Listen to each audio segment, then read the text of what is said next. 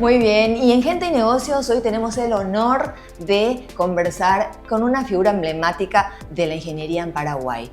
Aparte de ingeniero, él es un gran artista y vamos a conocerlo en profundidad. Nos referimos al señor Roque Ardizone, al ingeniero Ardizone. ¿Cómo está, ingeniero? Bienvenido a Gente y Negocios, un placer tenerlo para nuestra primera entrevista. Mira, Male, qué privilegio realmente, muchas gracias. Bueno, y la intención, por supuesto, era conocer un poco más sobre su trayectoria, sobre su vida artística, las mil facetas que tiene el ingeniero que a través de esta entrevista las vamos a conocer. Vamos a empezar, vamos a hacer un retroceso en el tiempo, ingeniero. Usted se recibió en 1974 de ingeniero, una época en que en el Paraguay todavía habían caminos de tierra, estaba todo por construirse. ¿Qué sintió ese joven de la UNA o qué sentía al mirar ese mapa del Paraguay? Bueno, mira, haciendo un poquitito de historia, te cuento primero que yo viví en esta casa, que después vamos a conversar sobre esto, y desde acá hice mi primaria en la Escuela de República Argentina, que quedaba muy cerca de mi casa. Posteriormente hice el colegio secundario en el colegio Goethe, y ingresé a la Facultad de Ingeniería en el año 1969, que fue un año muy especial porque fue un año, recuerdo, de mucha polémica. Había venido Rockefeller, hubo las huelgas, hubo los famosos apaleamientos que dan los estudiantes y una serie de cosas. Y viví una época universitaria hermosa, muy linda, donde se iniciaron los famosos Juegos Universitarios de aquella época. Me tocó ser representante de mi facultad en la Confederación Universitaria de Deportes del Paraguay, y posteriormente en el año 1974, como habías adelantado, opté al título de ingeniero civil, y en un momento realmente muy importante para nuestro país, porque se acaba de firmar el Tratado de Itaipú. Y Itaipú yo considero que es un punto de inflexión muy grande en la historia de Paraguay, ¿verdad? Paraguay venía de ser un país muy rural, muy quieto, digamos, con una economía relativamente pobre, y Itaipú le dio vuelta a la historia, ¿verdad? Tuve la suerte en el año 75 de integrarme a la gran masa de ingenieros que fuimos a trabajar para construir la represa de Itaipú. Yo en realidad estuve más en la parte de la infraestructura exterior, que daba servicio a toda la gente que trabajaba dentro de la represa. Ahí en ese año, digamos, yo fui contratado por un gran ingeniero paraguayo, el ingeniero Denis Tomboli, a trabajar con él en la construcción de unas 30 viviendas, que fue el primer trabajo que yo hice ya como ingeniero recibido. Y al poco tiempo de haber iniciado como siendo funcionario, digamos, de la empresa Tecnoedil, él me convidó a ser su socio, y empecé a trabajar ya como un pequeño empresario de la construcción. Y el tiempo fue pasando, y evidentemente como decía, con la construcción de Itaipú se empezaron a crear una serie de oportunidades económicas distintas para el Paraguay. Eso hizo que la economía creciera, que nuestro país, que en ese momento tenía 1000 y pico de kilómetros de rutas asfaltadas, comienza a trabajar más en la parte de vías de comunicaciones, se comienza a construir más, que se empiecen a crear las empresas constructoras, porque antiguamente la mayoría de las empresas eran muy unipersonales, eran profesionales que sobresalían, que tenían sus propias empresas. Y tengo el recuerdo de un dicho del ingeniero Tomboli que me decía: pará, no crezcamos tanto, porque la empresa constructora nace y muere con el fundador. Y era más o menos realmente la temática de esa época, dado que la empresa se rodeaba del fundador, digamos, del ingeniero que era el dueño de la empresa, y no hacía una estructura. Pero eso fue cambiando con el tiempo, y hoy las empresas de Paraguay se pusieron realmente los pantalones largos y se convirtieron en grandes empresas. Hoy podemos decir que somos un país que tiene el 90 y pico por ciento, 95% de sus obras realizadas por empresas paraguayas. E inclusive hoy yo también con mucho orgullo digo que somos una empresa, en mi caso de Tecnoedil, que dimos un salto afuera. Estamos haciendo un hospital muy grande en Perú que estamos entregando ahora, una obra de más de 250 millones de dólares. Estamos haciendo desagües pluviales de la ciudad de Cusco, estamos haciendo una aductora muy grande de agua en Perú. En Brasil estamos construyendo el Palacio Legislativo de Campo Grande, estamos construyendo un viaducto, y en el campo nacional muchísimas obras: el puente de la Bioceánica, Añacuá, subestaciones, líneas eléctricas, edificios, las oficinas de gobierno, el hospital de IPS de Ciudad del Este. Y hablando justamente de Tecnoedil, ingeniero, más de 5 décadas prácticamente ya han pasado todo tipo de obras, ¿verdad? Pero si tuviera que elegir una sola de esas obras que haya beneficiado, por ejemplo, a toda una comunidad o a usted mismo, que le haya enorgullecido hacerla, ¿cuál sería y por qué? Bueno, es muy difícil realmente contestar tu pregunta, porque en realidad pasaron ya tantas obras, ¿verdad? Y que en su momento fueron tan importantes. Recuerdo, por ejemplo, una obra que para mí fue así muy interesante, con un crédito no reembolsable de Japón. Hicimos el sistema de abastecimiento de agua de la ciudad de La Colmena, que tiene una particularidad fantástica, ¿verdad? El agua se capta de uno de los arroyos que corre entre el bosque, digamos, en una pequeña represa que hicimos ahí, y todo el sistema funciona absolutamente sin ningún motor, funciona totalmente por gravedad, y tiene 2 líneas paralelas, una línea que es de abastecimiento para agua potable y la otra línea que es abastecimiento para riego de todas las poblaciones agrícolas de la zona. Es una ingeniería que trajeron los japoneses y que nosotros nos tocó construir ya hace más de 25 años, ¿verdad? Recuerdo que eso fue una obra muy marcante para nosotros, ¿verdad? Pero muchas obras, ¿verdad? El hospital de clínica, la parte de los niños, que también fue otro crédito no reembolsable del Japón, donde funciona hoy el hospital de clínicas mismo, otra obra muy emblemática, el hospital de IPS de Ciudad del Este, un hospital de 50.000 metros cuadrados, las oficinas de gobierno, una obra que tiene cerca de 150.000 metros cuadrados, obras muy grandes, el puente que estamos haciendo en este momento, la represa de Añacuá que estamos haciendo, realmente son obras realmente hermosas, grandes, fantásticas. El staff de profesionales de nuestra empresa es muy grande, hay más de 100 ingenieros trabajando dentro de la empresa, y lógicamente más de 1.500 personas directas y cerca de 3.000, 4.000 indirectas. Y tenemos un cuerpo en la parte de seguridad, tenemos un cuerpo de gente preparada y que atiende todo lo que es relativo a seguridad. Pero hay 2 seguridades: la seguridad en el trabajo mismo y la seguridad en el control de los robos en las obras, que es un problema muy serio que tenemos. Por ejemplo, hicimos una urbanización para el MUP cerca de Mariano Roque Alonso, de 600 viviendas, y como son muchas manzanas, cada noche desaparecían ventanas, puertas, water de las diferentes casas. Entonces era un ejército de guardias que teníamos que tener hasta tanto entreguemos las casas, ¿verdad?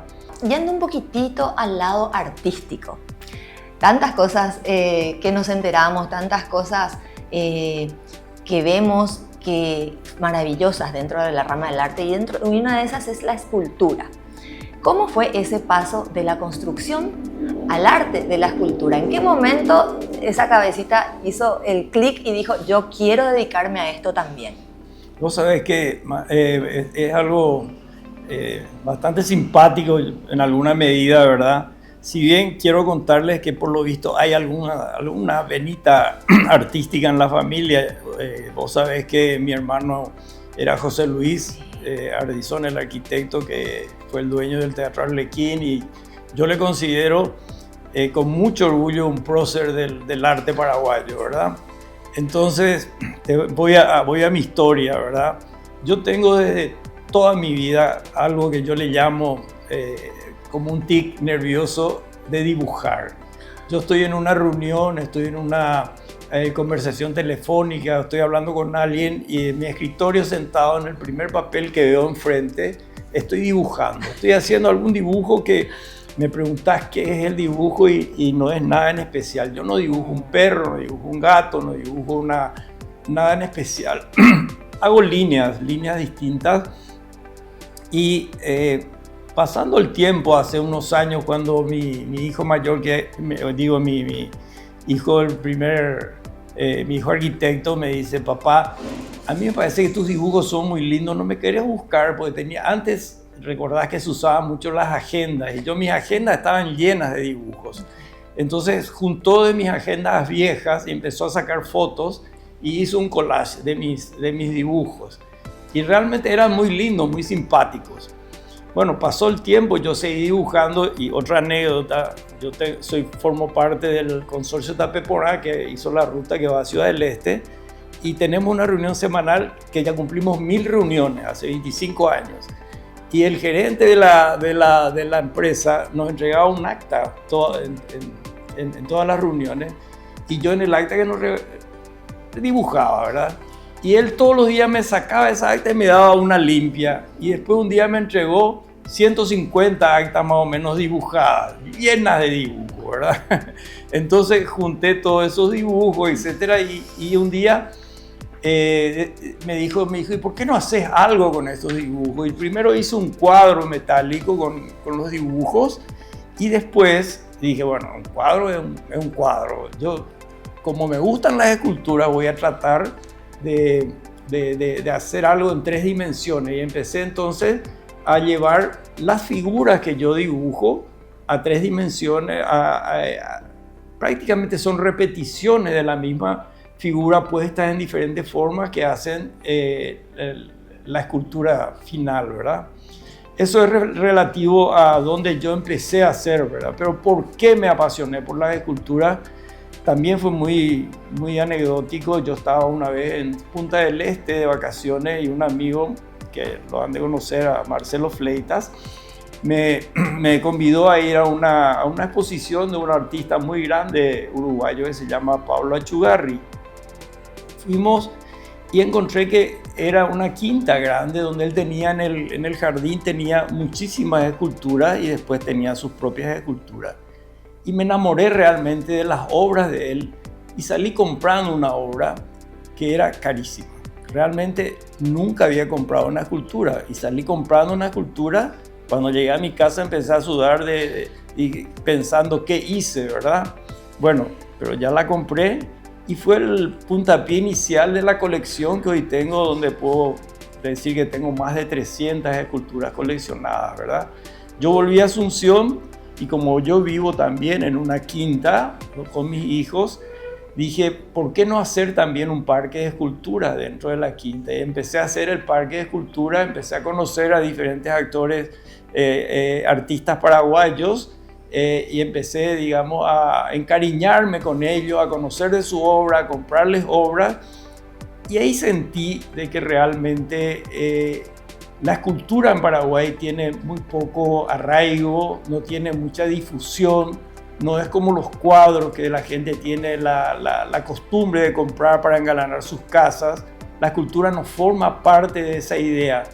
Y me puse un poco el propósito de tratar de ayudar a que eso prenda en nuestra gente y empecé a tratar de hacer exposiciones con ellos. De hecho, ya se hicieron muchas en los shopping. Yo hice un concurso importante en San Bernardino de esculturas, donde convidé a todos los escultores a participar. Y hoy hay una movilización mucho más grande en nuestro mercado relativo al tema de esculturas, ¿verdad? Tenemos un grupo de más de 50 escultores que nos estamos constantemente reuniendo y tratando de hacer muestras en diferentes lugares. Y bueno, y por ahí viene, digamos, el lado de la escultura. Justamente hablando de la gama de escultores que tenemos aquí en Paraguay, también queremos hablar de ese espacio que usted está ofreciendo, del espacio de arte tiki, que justamente, según tengo entendido, viene a ser como un semillero de los futuros escultores en el país. ¿Podría decirse eso? Bueno, no sé si tanto como un semillero, porque realmente hay otros lugares.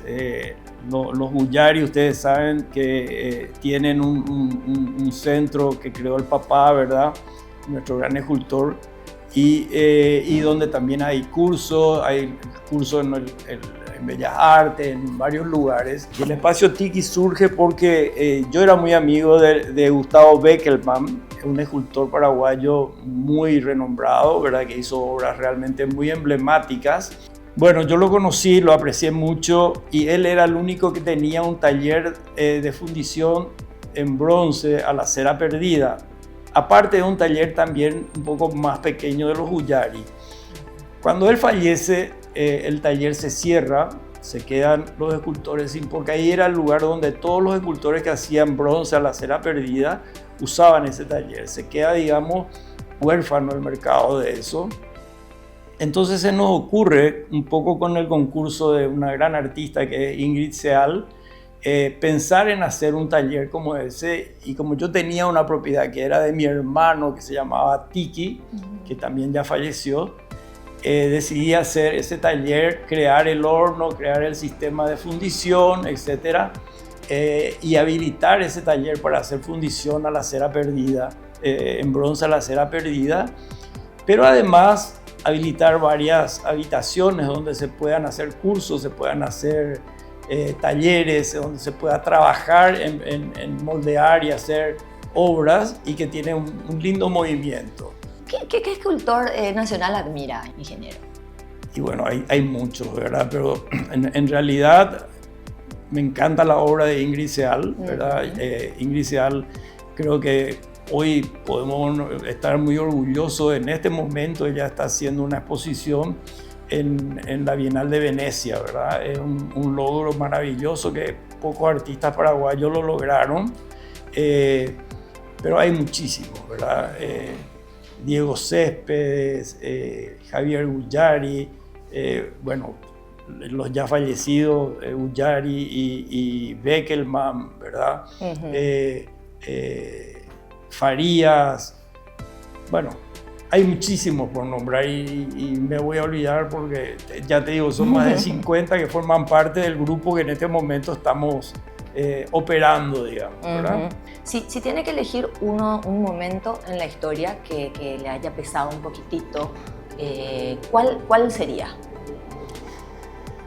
Bueno, hubo varios momentos, ¿verdad? Y la mayoría de los momentos empresarialmente más complicados son, en el caso de nuestra empresa, ¿verdad? Que tiene una incidencia muy fuerte en trabajos para el Estado, ¿verdad? Trabajos en el sector público, los momentos de crisis económica, ¿verdad?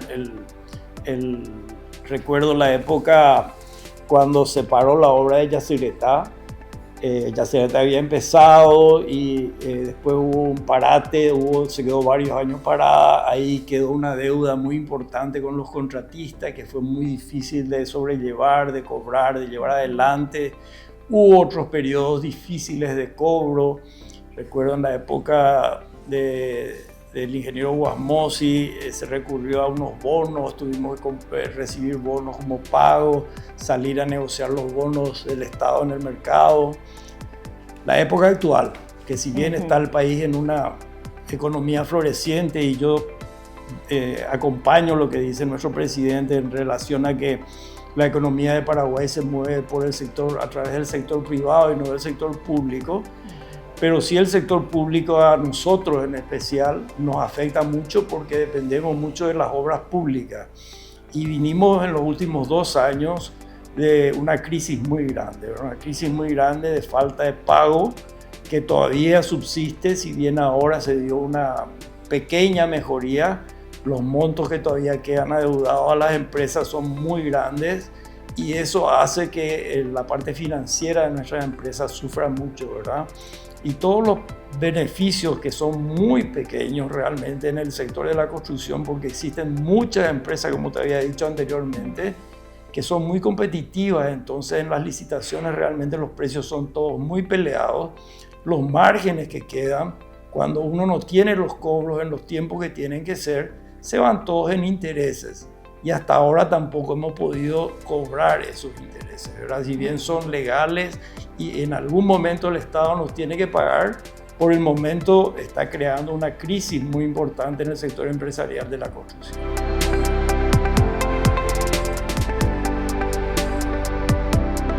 Ingeniero, hablábamos un poco de los momentos difíciles y ahora también queremos saber los momentos que usted considera de mayor realización para usted. Tuve muchas alegrías, ¿verdad? Tuve muchas alegrías en el transcurrir de mi vida profesional. Recuerdo una anécdota recién empezando, ¿verdad? En el año 76, 77 más o menos, Itaipú nos desafió a construir el puerto de la ciudad del presidente Franco en el río Paraná. Jamás habíamos hecho nada parecido. Yo tengo un hermano ingeniero en Brasil y lo primero que hice, tomé el proyecto, me fui a Brasil, donde sí había mucha experiencia, me reuní con varias empresas para ver cuánto se podía cobrar por ese proyecto, cómo hacer, y nosotros teníamos un presupuesto X asignado para esa obra. Lo que sí que vengo de Brasil con la respuesta de que la obra solamente se podía hacer con más o menos 3-4 veces el valor que Itaipú había asignado a esa obra. Entonces iba a ser una obra no realizable. Y ahí vino la genialidad del ingeniero paraguayo, yo digo, porque ahí se juntaron el ingeniero Tombol y el ingeniero Vera Bierzi y crearon un sistema de construcción para el puerto que hizo factible entrar dentro de los precios de Itaipú, y lo construimos y lo terminamos. Está hasta ahora funcionando y fue una realización fantástica. Fue una obra muy desafiante. Yo tenía 26 años, ¿verdad? Wow. Era muy joven, estuve al frente de esa obra y realmente fue una obra que hasta hoy podemos mostrarla como una proeza de la ingeniería, como fue hecha, ¿verdad? Hablando de la ingeniería. Pero después hubo otros momentos muy importantes y muy interesantes. Recuerdo, yo formaba parte de la comisión directiva de la Cámara Paraguaya de la Construcción, y hubo un periodo donde había muchísimas obras de construcción de viviendas. No sé si se acuerdan de Senavitat, se creó la Senavitat, no me acuerdo en qué gobierno fue, y hubo un auge en construcción de viviendas económicas. Y las empresas unipersonales y más pequeñas, lógicamente, estaban todas locas por tomar esos contratos, y Capaco, la Cámara Paraguaya de la Construcción, se enfocó tremendamente en eso y nos descuidó, digamos, a las empresas que teníamos más foco en la parte de obra pública. Y entonces nace una idea de las empresas mayores de crear la Cámara Vial Paraguaya, Cavialpa, y me eligen a mí como el primer presidente. Y fue realmente un desafío muy grande, porque salimos realmente a pelear fuerte y hoy subsiste Cavialpa siendo una fuerza gremial muy fuerte, ¿verdad? Entonces me tocó esa alegría de poder haber sido el primer presidente de la Cámara Vial. Posteriormente, ya también representando a la Cámara Paraguaya de la Construcción, me tocó ser y sigo siendo consejero en la Federación Interamericana de la Industria de la Construcción, de la cual también fui vicepresidente, ¿verdad? Entonces son momentos gremiales que a uno le dan mucha alegría. Y en la parte de las construcciones, cada obra terminada es un hijo que uno terminó de criar y que lo sacó al mundo. Qué buena comparación, ¿eh? Así es. Sí, totalmente. Ingeniero, y en una vida tan pero tan activa, me imagino que requiere cierto tipo de anclaje. En ese sentido, y cambiando un poquito de tema, ¿qué rol ocupa la familia para usted? ¿Cómo se logra direccionar una construcción gigante, a ser artista al mismo tiempo y cumplir los múltiples roles que hoy en día cumple? Bueno, mira, yo tuve la alegría de casarme con una mujer maravillosa, ¿verdad? Que tenía solo 17 años cuando nos casamos, y que a los 29 años ya tenía 5 hijos. O sea, yo tuve 5 hijos, ¿verdad? Que me dieron muchas satisfacciones y mucha alegría en la vida. Lastimosamente, hace 5 años perdí a mi hijo mayor, ¿verdad? Pero eso me enseñó algo también muy importante que yo quiero transmitirle a la gente, ¿verdad? Hoy uno vive la vida, ayer no existe. Cierto. Y que el futuro debe ser una expectativa y una esperanza. Entonces, esa pérdida, que lógicamente uno nunca va a olvidar, no tiene posibilidades de cambio. Entonces uno tiene que seguir viviendo. Yo tenía la posibilidad de achicarme, quedarme, cerrarme, y al contrario. Al mes de haber fallecido mi hijo, yo cumplí 70 años y hice una enorme fiesta, ¿verdad? Porque dije, la vida tiene que continuar, mis demás hijos tienen que seguir siendo felices. Y hoy la vida me está mostrando eso. Tengo 11 nietos que me hacen una inmensa felicidad. Qué belleza, qué belleza, qué riqueza realmente, ingeniero. Y en ese mundo tan material como lo es la construcción, ¿dónde queda la fe para Roque Ardisone? Bueno, yo me crié dentro de una familia muy cristiana, ¿verdad? Muy cristiana, desde mis abuelos, mis padres, mis hermanos, todos éramos del barrio de San Roque. Me llamo Roque justamente porque nacimos en el barrio de San Roque y bueno, y cultivé, digamos, desde chiquito. Fui monaguillo, fui cruzado, fui asesor matrimonial y así sucesivamente muchas cosas, y sigo manteniendo esa fe en Dios, ¿verdad? Y una de las cosas que me marca mucho es justamente algo que también me dijo mi señora cuando falleció mi hijo, ¿verdad? Y yo estaba muy triste, lloraba mucho. Me dijo, para papá, me dijo, ¿no te das cuenta de que 42 años le tuvimos con nosotros, un regalo que nos dio Dios de 42 años, y ahora cuántos años nos falta como para volver a estar con Él? Muy poco, para la vida eterna es muy poco. Entonces esa fe yo tengo adentro, ¿verdad? De que el mundo continúa, que el alma va a seguir viviendo y vamos a seguir juntándonos en el futuro. Yo tengo mucha fe. Qué hermoso pensamiento realmente. Ingeniero, y al final del día, cuando las luces de Tecnovil se apagan, cuando cierra el taller de arte, a ver, ¿cómo le gustaría a usted, hablando del futuro, que le gustaría ser recordado por los paraguayos? ¿Como el hombre que construyó las rutas del país o el que le dio formas al metal? Ay, mira, yo realmente quiero ser recordado más como un buen papá, como un buen ciudadano, como una persona de bien.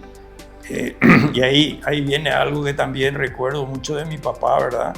Que él era un dicho que nos decía a nosotros: de lo único que no se van a arrepentir nunca es de ser buenos. O sea, que me recuerden como un hombre bueno. Hablando un poquitito de la Casa Ardisone, el lugar que hoy tenemos el honor de estar, de conocer y de compartir esta charla tan rica, ingeniero. Hay proyectos que se hacen con la cabeza, mencionábamos anteriormente, y otros que se hacen estrictamente con el corazón. Entonces, usted asumió ese rol de revivir y restaurar esta Casa Ardisone justamente. ¿Qué fantasmas familiares y qué recuerdos habitan estas paredes hoy por hoy? A ver, y que lo empujan a decir a usted, todo esto no se puede perder. Bueno, un poco historiando, ¿verdad? Esta casa la construyó mi abuelo, que se llamaba Carlos, en 1921 más o menos, ¿verdad? La construyó como vivienda y también como su centro de negocio, que él era fabricante de bebidas alcohólicas y de bebidas gaseosas. Es una casa que tiene 3 plantas. Las 2 plantas de abajo estaban dedicadas a la fábrica y la planta alta era la vivienda familiar de él y sus 3 hijos, su señora y sus 3 hijos, ¿verdad? Posteriormente, él, cuando se dio el manejo, digamos, de la fábrica a sus hijos, se mudó a vivir a Cacupé y como era muy devoto también de la Virgen de Cacupé y era también muy cercano a la iglesia paraguaya, fue nombrado fiscalizador de las obras de la iglesia de Cacupé, que ya se habían empezado a construir en 1947 más o menos. Y entonces, posteriormente, mi familia, o sea, mis padres, se quedaron viviendo acá en la casa con nosotros, que éramos 7 hermanos, ¿verdad? Y nosotros vivimos en esta casa mientras funcionó la fábrica hasta el año, creo que fue el año 63 más o menos, donde por unas cuestiones económicas y qué sé yo, se tuvo que vender la casa y nosotros nos tuvimos que mudar, ¿verdad? Pasaron 60 años de eso y yo tuve la oportunidad de volver a comprar la casa. La casa había sido reformada bastante en las 2 primeras plantas, pero no en la parte de vivienda. La parte de arriba, que era nuestra vivienda, está muy igual a lo que era anteriormente. Entonces, al comprarla, yo volví a hacer la fachada exactamente igual a como era originalmente y a convertir, digamos, las dos primeras plantas, que era fábrica, en un centro de eventos y la parte de la vivienda en un centro de exposiciones de arte, ¿verdad? Entonces, tu pregunta, cada rincón, no solamente de la casa, sino que de lo que era la fábrica, para mí tiene demasiadas recordaciones, ¿verdad? El haber vivido acá, este lugar de la entrevista era nuestro escritorito, le llamábamos, el lugar a donde nos sentábamos a estudiar, donde nos cerrábamos con los amigos, y así en cada rincón de la casa ustedes van a poder leer qué era originalmente cada cosa. Es un recuerdo que dejó mi hermano, que hizo una historia, digamos, de la casa. Y bueno, esta casa para mí hoy espero que continúe siendo lo que creamos ahora, ¿verdad? Un centro de eventos. Tenemos como objetivo hacer por lo menos un evento mensual relativo a arte, de exposiciones o de algo relativo al arte. Y en la parte de abajo hacer eventos, ¿verdad? Esa es un poco la historia de la Casa Ardisone. Me encanta. Y al recuperar justamente esta joya arquitectónica, usted se convierte en un verdadero heredero cultural de su propio apellido. ¿Pesa esa responsabilidad, a su parecer? ¿Cómo se siente habitar y custodiar un espacio que cuenta esa historia desde sus raíces? Yo me siento muy tranquilo y muy chiquitito. Yo en relación a mi familia, ¿verdad? Quien realmente creo que dejó un legado artístico muy grande de mi familia, de José Luis, ¿verdad? Él sí es un prócer, yo considero, del arte paraguayo a través de más de 40 años de haber actuado en el teatro y de haber realmente puesto su vida. Él puso su vida. Yo estoy haciendo esto en forma paralela a mi vida profesional, ¿verdad? Él, sin embargo, dejó todo para dedicarse al arte, ¿verdad? Lógico, me da mucha alegría y me da mucha esperanza también que mis hijos continúen con esta idea, ¿verdad? Con la idea de mantener el arte dentro de la familia. El gran drama de los coleccionistas y de los creadores es el día después. ¿Cómo se traspasa ese amor por el patrimonio, por el arte y por la historia a los propios hijos? ¿Cómo se traspasa eso? ¿Nota que ellos ya heredaron esa sensibilidad o cada uno va construyendo su propio camino? No, evidentemente que sí. Lo que se nota en los hijos, las tendencias distintas, ¿verdad? Yo en mi familia tengo 2 hijos arquitectos, 2 ingenieros y una administradora de empresas, ¿verdad? Y los 2 arquitectos evidentemente tienen una tendencia al arte tremenda. Primero, luego desde su profesión, que están mostrando en el ambiente de Paraguay hoy parte del arte, porque yo considero que la arquitectura también es un arte, ¿verdad? Ellos son exitosos arquitectos y creo que tengo garantizado la continuidad a través de ellos y de los hermanos que también están muy felices con esto que estamos haciendo. Ingeniero, muchísimas gracias por su tiempo. Gracias un placer a vos, haber conversado. La verdad, gracias a vos y mira, es un orgullo que sea tu primer entrevistado. Me sorprende. Realmente. Bueno, así estuvimos con el ingeniero Roque Ardisone. Una leyenda ya prácticamente dentro de lo que es la industria de la construcción y del arte también de nuestro país.